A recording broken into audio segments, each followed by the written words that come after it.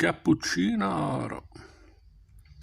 In tutti i bar andate e gli dite dei cappuccini da portare via. Mi danno dei bicchieri come questo. Un cappuccino così bello caldo nello stomaco porta via tutti gli incubi. Eravamo rimasti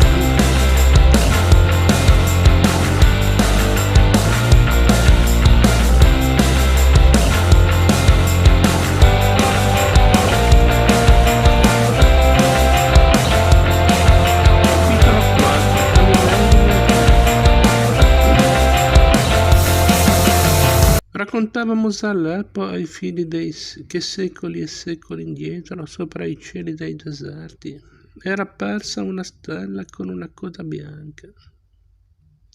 Si spostava nel buio, volava sopra i villaggi, gli altopiani, i mari, e quando era arrivato il momento di fermarsi, aveva scelto una valle affollata di palme, dove si erano dati convegni a tre re che avevano seguito il cammino della sua polvere luminosa,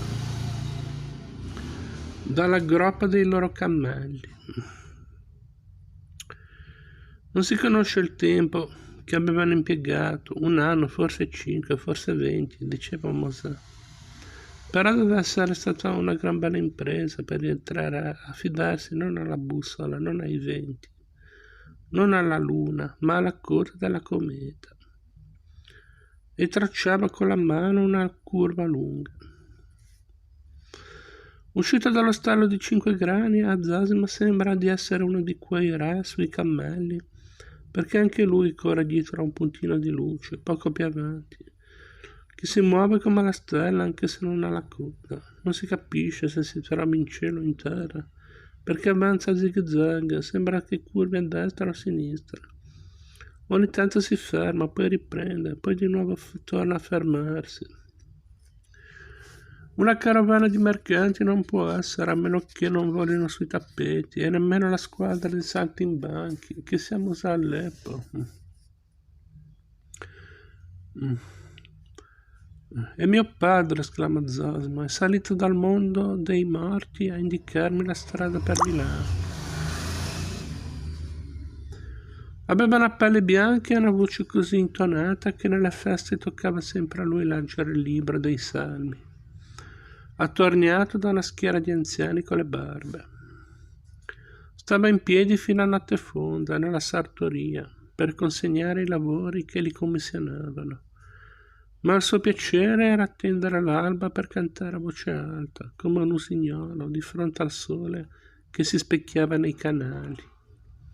Cantava e cuciva, cantava e piangeva la lontananza del suo sangue e del sangue, dei parenti che venivano. Come lui, da Trebisonda, si disperava perché non sapeva dove fossero finiti.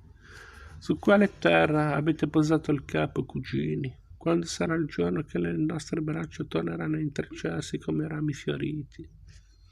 E cercava di incontrarli nei sogni, correndo sopra i tetti o saltando nelle nuvole. Forse è la tristezza di aver perduto il nuovo mondo. Ma la notte che si allontana dallo stallo di 5 grani, Zosima sente i ricordi che pesano come un macigno sul petto, gli rallentano la corsa, lo spingono verso una direzione a sfavore del vento. Persino gli impediscono di accorgersi se non quando riesce a farsi vicino, che il puntino di luce altro non è che una compagnia di soldati in marcia dietro un'enorme torcia, sorretta dalle mani di un cavaliere dalla corazza argentata. Avanzano metà a piedi, metà a cavallo, innalzano insegne a forma di animali che sputano fuoco dalla bocca, ma hanno il passo stanco di chi non vuole far la guerra. Sicuro che sono i dragoni di Montpellier. Li hanno avvistati nella zona, così riferiva l'oste 5 grani, e Zosima si nasconde dietro gli alberi a spiarli.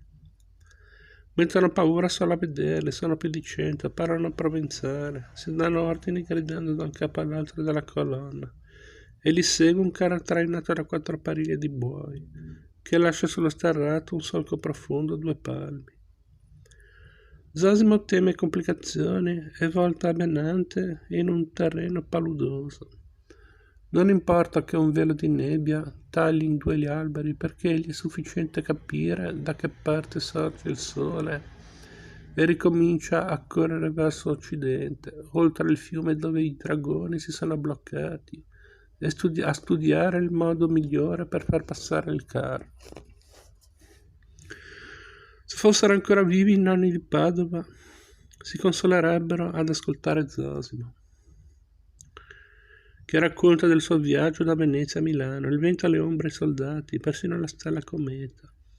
Purtroppo se li ha portati via una febbre che aveva ingiallito la faccia e non avevano mai saputo quale gran fortuna sarebbe toccata al nipote lavorando da stampatore.